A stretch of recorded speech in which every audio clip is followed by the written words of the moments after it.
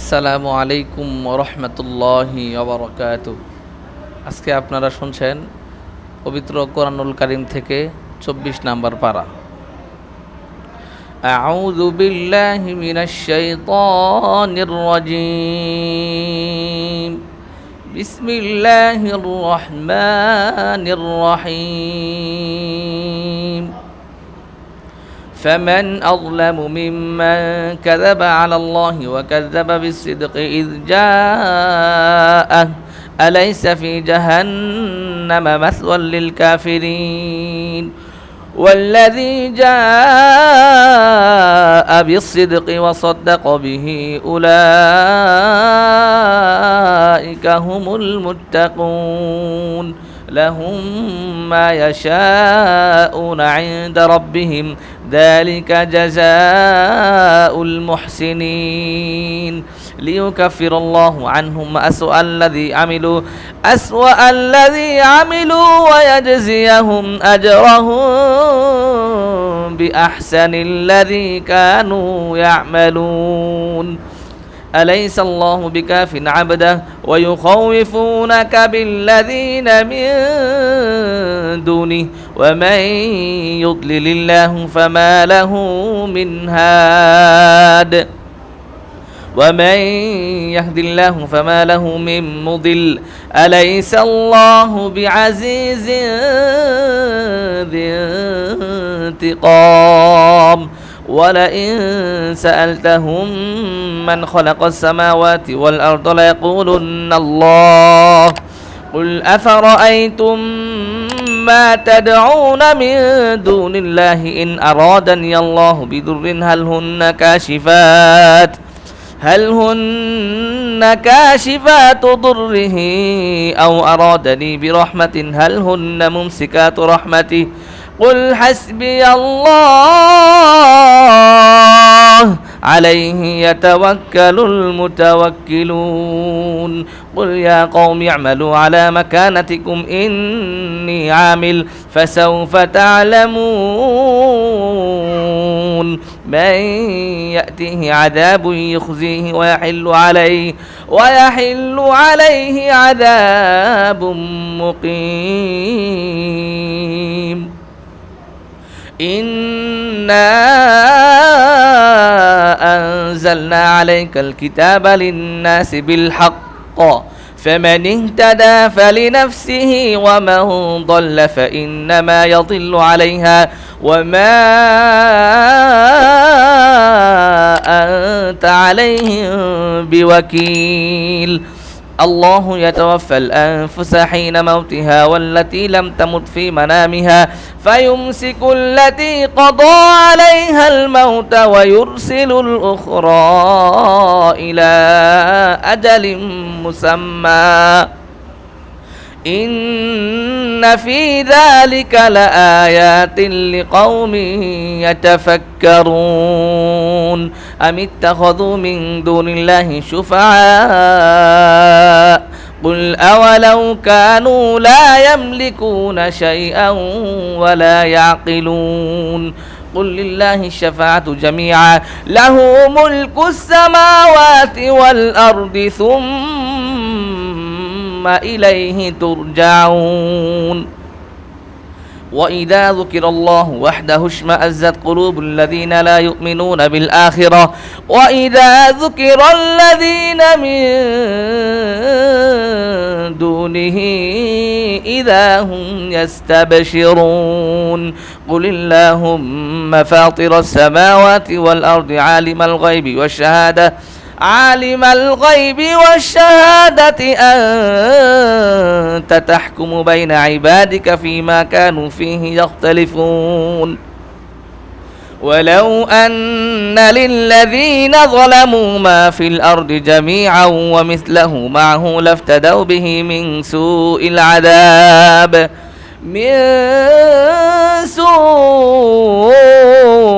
العذاب يوم القيامة وبدا لهم من الله ما لم يكونوا يحتسبون وبدا لهم سيئات ما كسبوا وحاق بهم ما كانوا به يستهزئون فإذا مس الإنسان ضر دعانا ثم إذا خولناه نعمة منا قال إنما أوتيته على علم بل هي فتنة ولكن أكثرهم لا يعلمون قد قالها الذين من قبلهم فما أغنى عنهم ما كانوا يكسبون فأصابهم سيئات ما كسبوا والذين ظلموا من هؤلاء سيصيبهم سيئات ما كسبوا وما هم بمعجزين أولم يعلموا أن الله يبسط الرزق لمن يشاء ويقدر إن في ذلك لآيات لقوم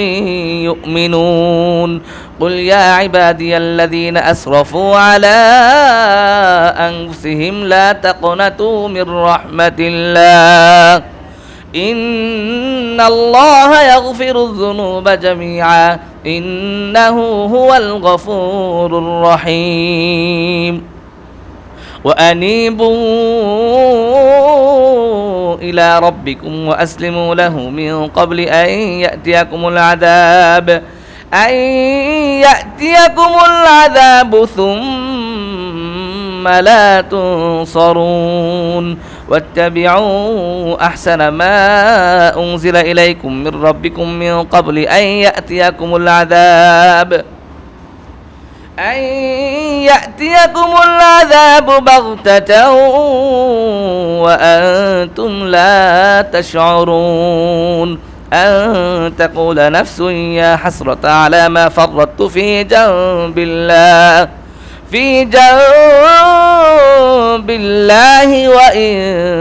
كنت لمن الساخرين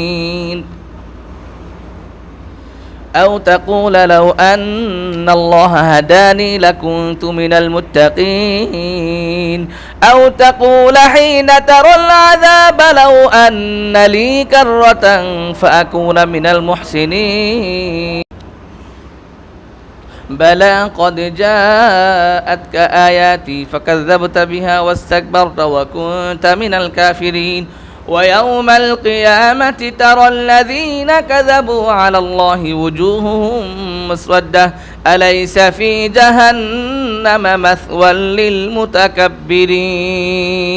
وينجي الله الذين اتقوا بمفازتهم لا يمسهم السوء ولا هم يحزنون الله خالق كل شيء وهو على كل شيء وكيل له مقاليد السماوات والأرض والذين كفروا بآيات الله أولئك هم الخاسرون قل أفغير الله تأمروني أعبد أيها الجاهلون ولقد أوحي إليك وإلى الذين من قبلك لئن أشركت ليحبطن عملك ولتكونن من الخاسرين بل الله فاعبد وكن من الشاكرين وما قدروا الله حق قدره والأرض جميعا قبضته يوم القيامة والسماوات مطويات بيمينه سبحانه وتعالى عما يشركون ونفخ في الصور فصعق من في السماوات ومن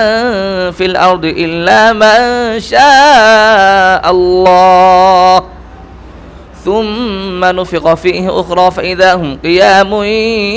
ينظرون وأشرقت الأرض بنور ربها ووضع الكتاب وجيء بالنبيين والشهداء وقضي بينهم بالحق وهم لا يظلمون ووفيت كل نفس ما عملت وهو أعلم بما يفعلون وسيق الذين كفروا إلى جهنم زمرا حتى إذا جاءوها فتحت أبوابها وقال لهم خزنتها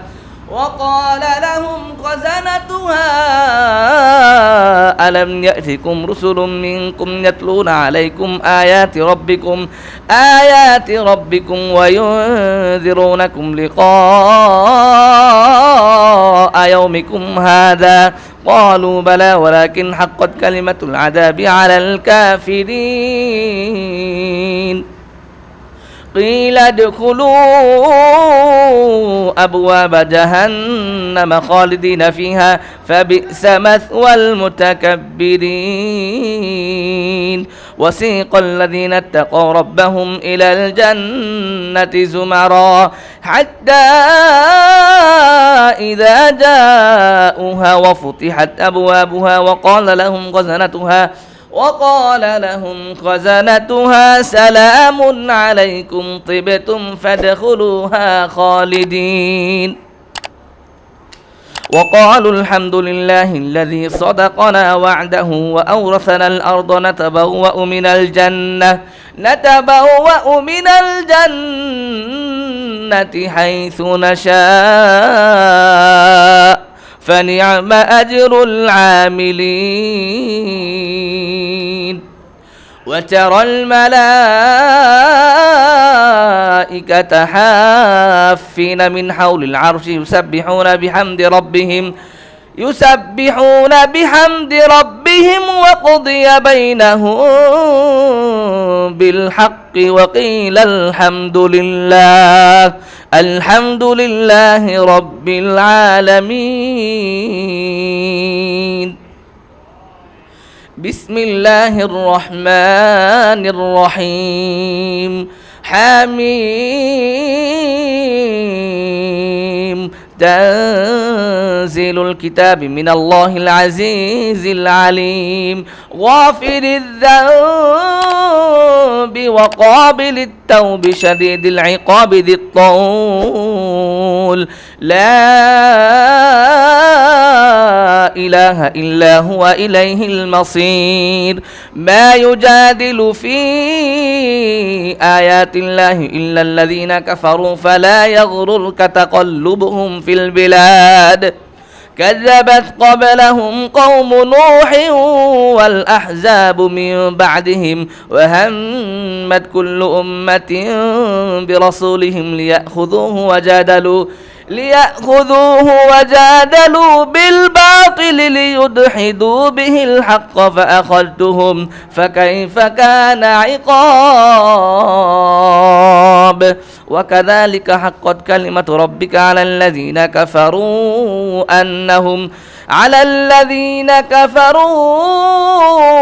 أنهم أصحاب النار الذين يحملون العرش ومن حوله يسبحون بحمد ربهم ويؤمنون به ويستغفرون للذين آمنوا ربنا وسعت كل شيء رحمة وعلما فاغفر للذين تابوا واتبعوا سبيلك وقهم عذاب الجحيم ربنا وأدخلهم جنات عدن التي وعدتهم ومن صلح من آبائهم وأزواجهم وذرياتهم إنك أنت العزيز الحكيم وقهم السيئات ومن تق السيئات يومئذ فقد رحمته وذلك هو الفوز العظيم إن الذين كفروا ينادون لمقت الله أكبر من مقتكم أنفسكم إذ تدعون إلى الإيمان فتكفرون قالوا ربنا أمتنا اثنتين وأحييتنا اثنتين فاعترفنا بذنوبنا فهل إلى خروج من سبيل ذلكم بأنه إذا دعي الله وحده كفرتم وإن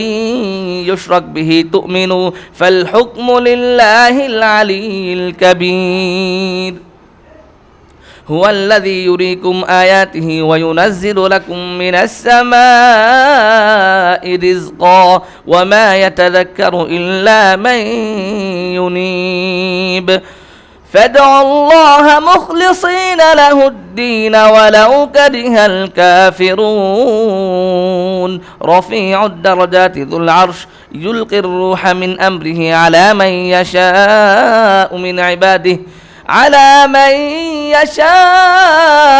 من عباده لينذر يوم التلاق يوم هم بارزون لا يخفى على الله منهم شيء لمن الملك اليوم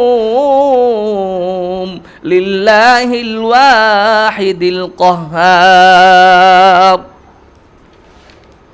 اليوم تجزى كل نفس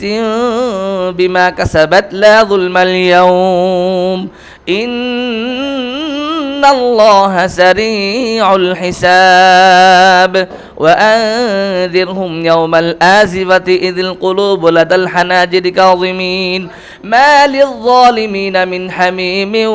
ولا شفيع يطاع يعلم خائنة الأعين وما تخفي الصدور والله يقضي بالحق والذين يدعون من دونه لا يقضون بشيء إن الله هو السميع البصير أولم يسيروا في الأرض فينظروا كيف كان عاقبة الذين كانوا من قبلهم كانوا هم أشد منهم قوة وآثارا في الأرض فأخذهم الله بذنوبهم وما كان لهم من الله من واق ذلك بأنهم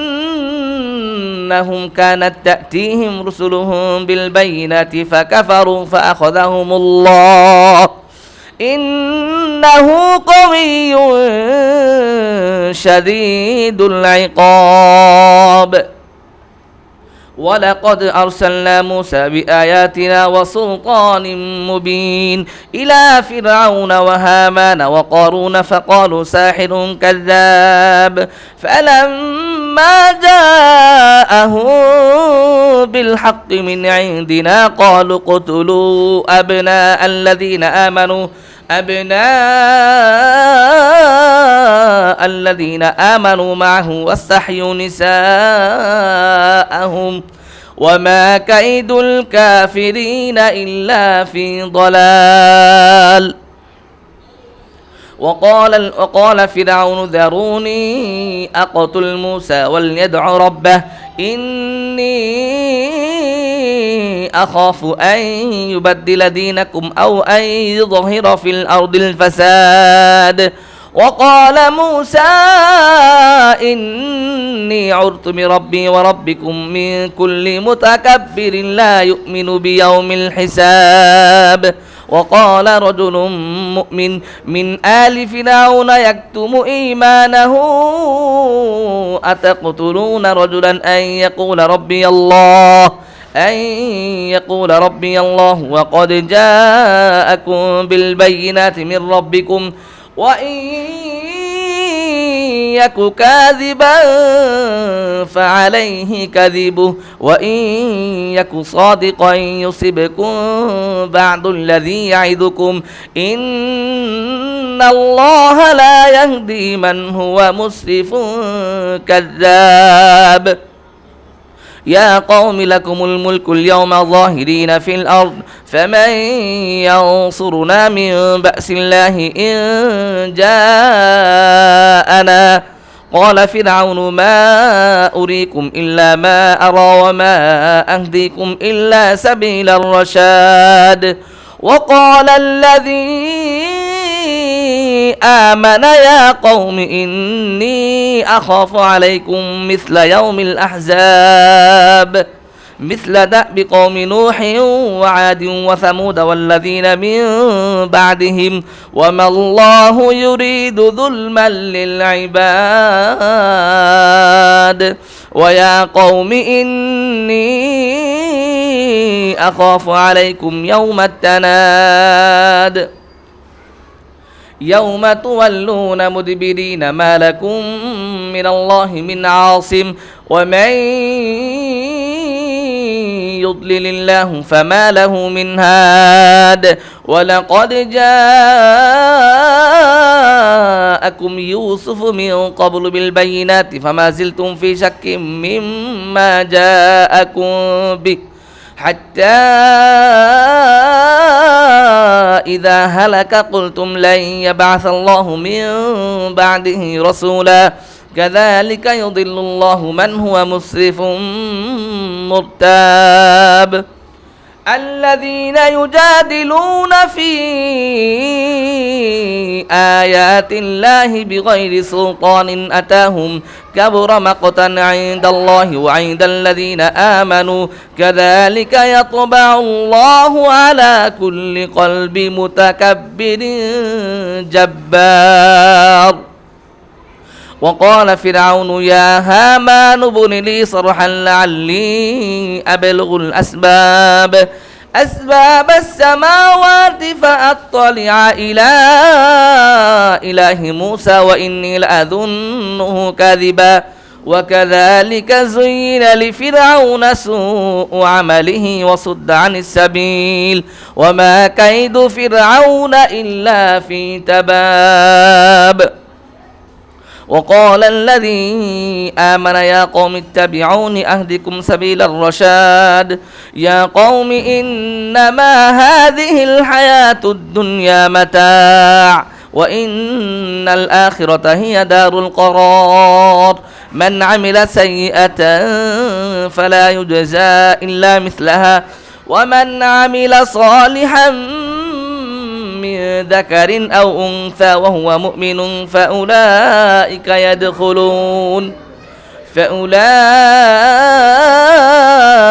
يدخلون الجنة يرزقون فيها بغير حساب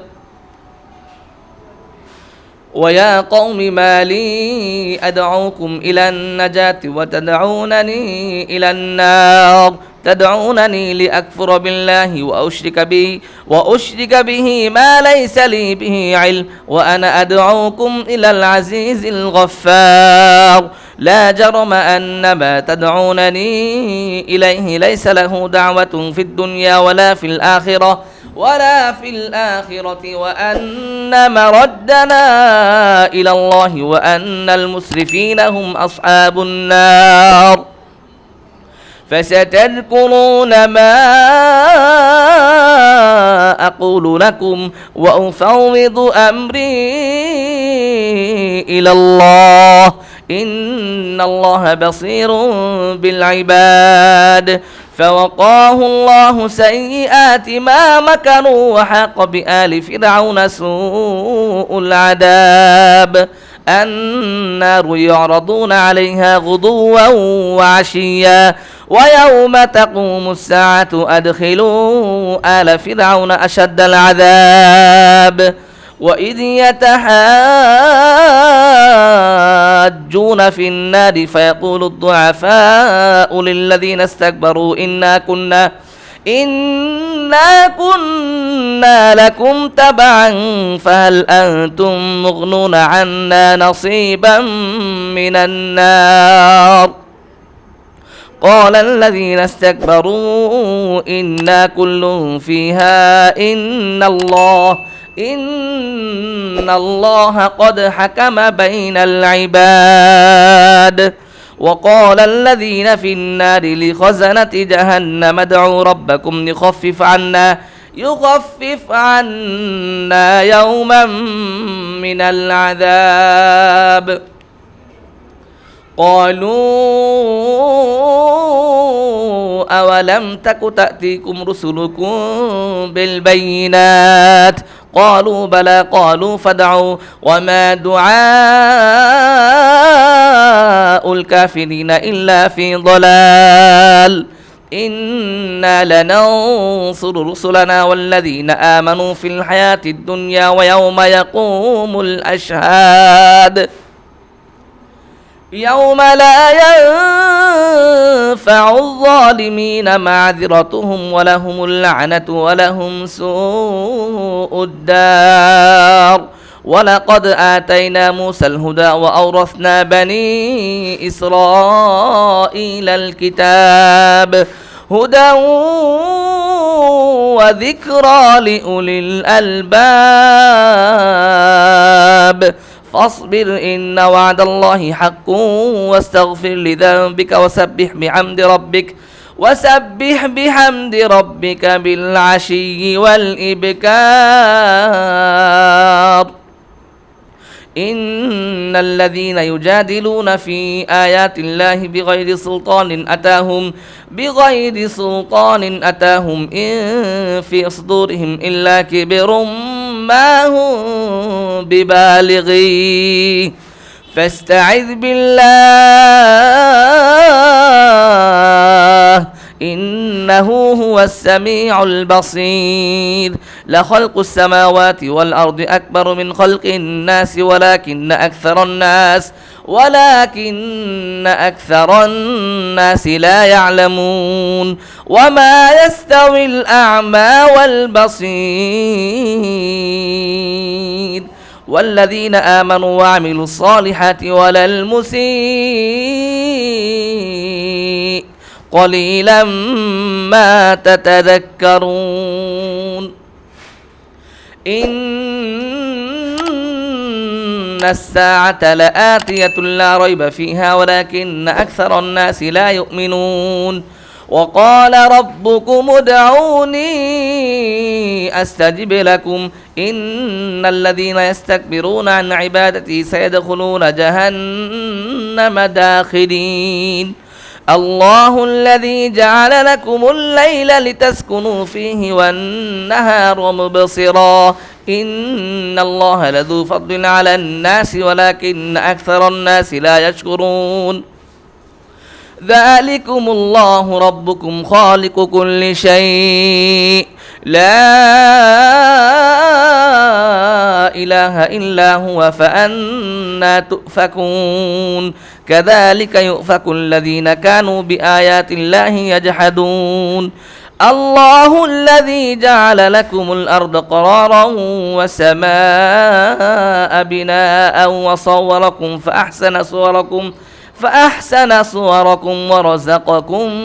من الطيبات ذلكم الله ربكم فتبارك الله رب العالمين هو الحي لا إله إلا هو فادعوه مخلصين له الدين الحمد لله رب العالمين قل إني نهيت أن أعبد الذين تدعون من دون الله لما جاءني البينات من ربي وأمرت أن أسلم لرب العالمين هو الذي خلقكم من تراب ثم من نطفة ثم من علقة ثم يخرجكم طفلا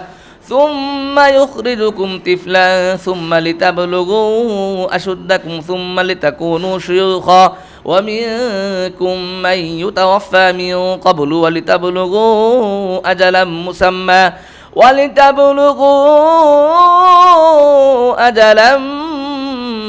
مسمى ولعلكم تعقلون هو الذي يحيي ويميت فإذا قضى أمرا فإنما يقول له كن فيكون ألم تر إلى الذين يجادلون في آيات الله أنى يصرفون الذين كذبوا بالكتاب وبما أرسلنا به رسلنا فسوف يعلمون إذ الأغلال في أعناقهم والسلاسل يسحبون في الحميم ثم في النار يسجرون ثم قيل لهم أين ما كنتم تشركون من دون الله قالوا ضلوا عنا بل لم نكن ندعو من قبل شيئا كذلك يضل الله الكافرين ذلكم بما كنتم تفرحون في الأرض بغير الحق وبما كنتم تمرحون ادخلوا أبواب جهنم خالدين فيها فبئس مثوى المتكبرين فاصبر إن وعد الله حق فإما نرينك بعض الذي نعدهم أو نتوفينك فإلينا يرجعون ولقد أرسلنا رسلا من قبلك منهم من قصصنا عليك ومنهم من لم نقصص عليك وما كان لرسول أن يأتي بآية إلا بإذن الله فإذا جاء أمر الله قضي بالحق وخسر هنالك المبطلون الله الذي جعل لكم الأنعام لتركبوا منها ومنها تأكلون ولكم فيها منافع ولتبلغوا عليها حاجة في صدوركم وعليها وعلى الفلك تحملون ويريكم آياته فأي آيات الله تنكرون أفلم يسيروا في الأرض فينظروا كيف كان عاقبة الذين من قبلهم كانوا أكثر منهم وأشد قوة وآثارا في الأرض فما أغنى عنهم ما كانوا يكسبون فلما جاءتهم رسلهم بالبينات فرحوا بما عندهم من العلم وحاق بهم ما كانوا به يستهزئون فلما رأوا بأسنا قالوا آمنا بالله وكفرنا بما كنا به مشركين فلم يك ينفعهم إيمانهم لما رأوا بأسنا سنة الله التي قد خلت في عباده وخسر هنالك الكافرون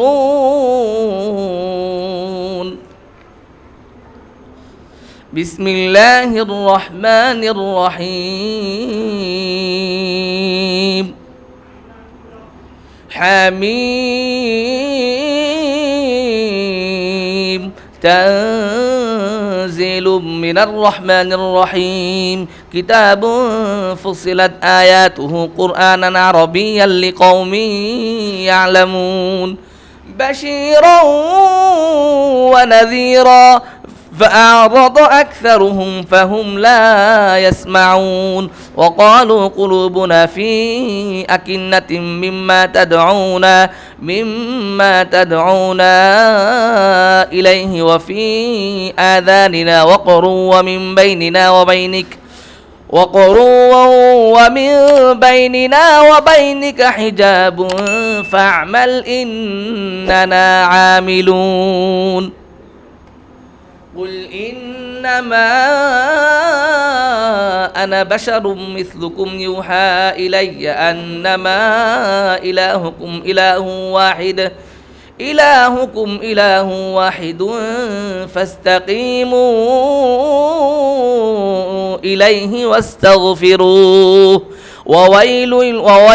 للمشركين الذين لا يؤتون الزكاة وهم بالآخرة هم كافرون إن الذين آمنوا وعملوا الصالحات لهم أجر غير ممنون قل أئنكم لتكفرون بالذي خلق الأرض في يومين وتجعلون له أندادا ذلك رب العالمين وجعل فيها رواسي من فوقها وبارك فيها وقدر فيها أقواتها في 4 أيام سواء للسائلين ثم استوى إلى السماء وهي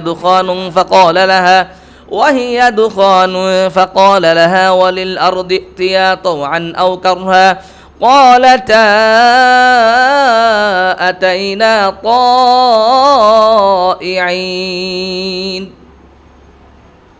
فقضاهن 7 سماوات في يومين وأوحى في كل سماء أمرها وزينا السماء الدنيا بمصابيح وحفظا ذلك تقدير العزيز العليم فإن أعرضوا فقل أنذرتكم صاعقة مثل صاعقة عاد وثمود إذ جاءتهم الرسل من بين أيديهم ومن خلفهم ألا تعبدوا إلا الله قالوا لو شاء ربنا لأنزل ملائكة فإنا بما أرسلتم به كافرون فأما عاد فاستكبروا في الأرض بغير الحق وقالوا من أشد منا قوة أولم يروا أن الله الذي خلقهم هو أشد منهم قوة وكانوا بآياتنا يجحدون فأرسلنا عليهم ريحا صرصرا في أيام نحسات لنذيقهم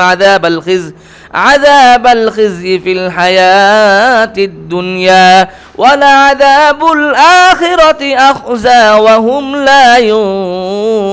ينصرون وأما ثمود فهديناهم فاستحبوا العمى على الهدى فأخذتهم صاعقة العذاب الهون بما كانوا يكسبون ونجينا الذين آمنوا وكانوا يتقون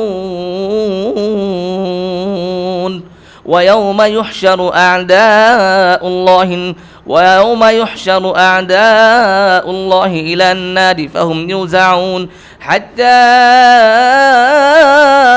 إذا ما جاءوها شهد عليهم سمعهم وأبصارهم وجلودهم بما كانوا يعملون وقالوا لجلودهم لم شهدتم علينا قالوا أنطقنا الله الذي أنطق كل شيء وهو خلقكم أول مرة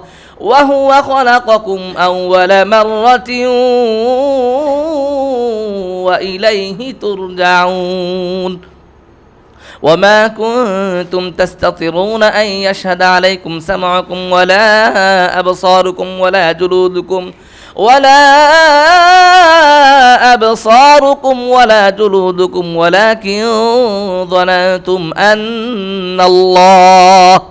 ولكن ظننتم أن الله لا يعلم كثيرا مما تعملون وذلكم ظنكم الذي ظننتم بربكم أرداكم فأصبحتم من الخاسرين فإن يصبروا فالنار مثوى لهم وإن يستعتبوا فما هم من المعتبين وقيضنا لهم قرناء فزينوا لهم ما بين أيديهم وما خلفهم وحق عليهم القول في أمم قد خلت من قبلهم قد خلت من قبلهم من الجن والإنس إنهم كانوا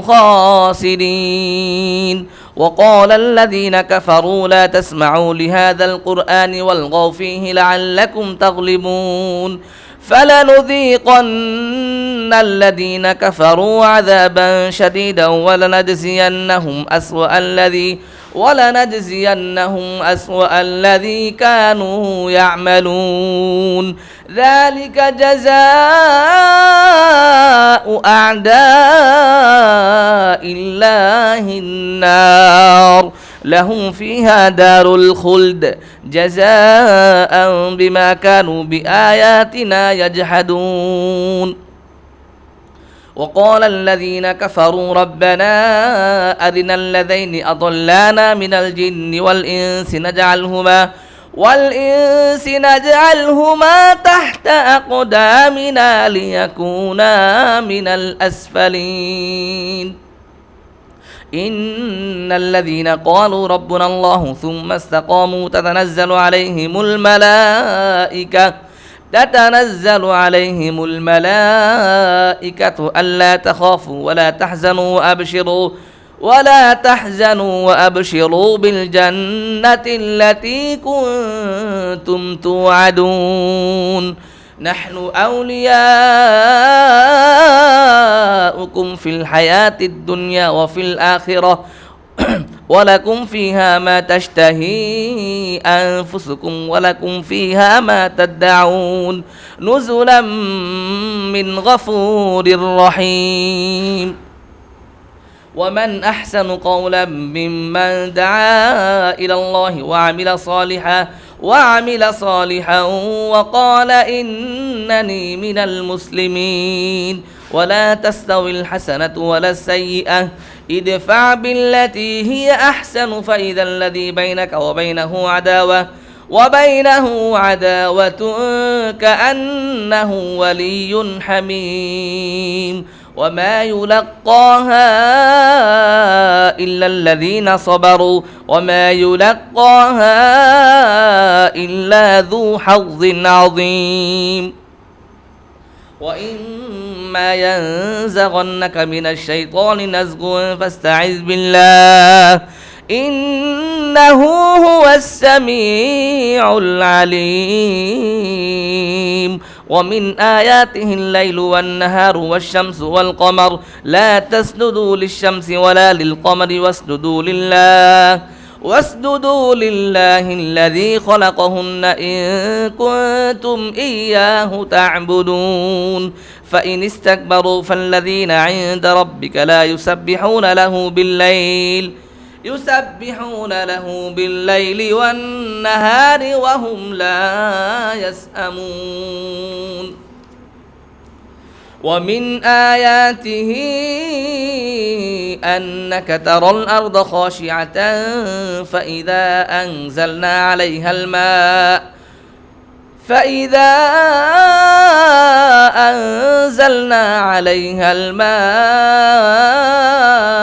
اهتزت وربت إن الذي أحياها لمحيي الموتى إنه على كل شيء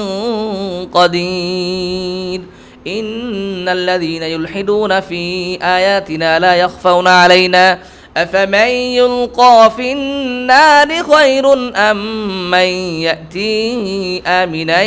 يوم القيامة اعملوا ما شئتم إنه بما تعملون بصير إن الذين كفروا بالذكر لما جاءهم وإنه لكتاب عزيز لا يأتيه الباطل من بين يديه ولا من خلفه تنزيل من حكيم حميد ما يقال لك إلا ما قد قيل للرسل من قبلك إن ربك لذو مغفرة وذو عقاب أليم ولو جعلناه قرآنا أعجميا لقالوا لولا فصلت آياته أأعجمي وعربي قل هو للذين آمنوا هدى وشفاء والذين لا يؤمنون في آذانهم وقر وهو عليهم عمى أولئك ينادون من مكان بعيد ولقد آتينا موسى الكتاب فاختلف فيه ولولا كلمة سبقت من ربك لقضي بينهم وإنهم لفي شك منه مريب من عمل صالحا فلنفسه ومن أساء فعليها وما ربك بظلام للعبيد صدق الله العظيم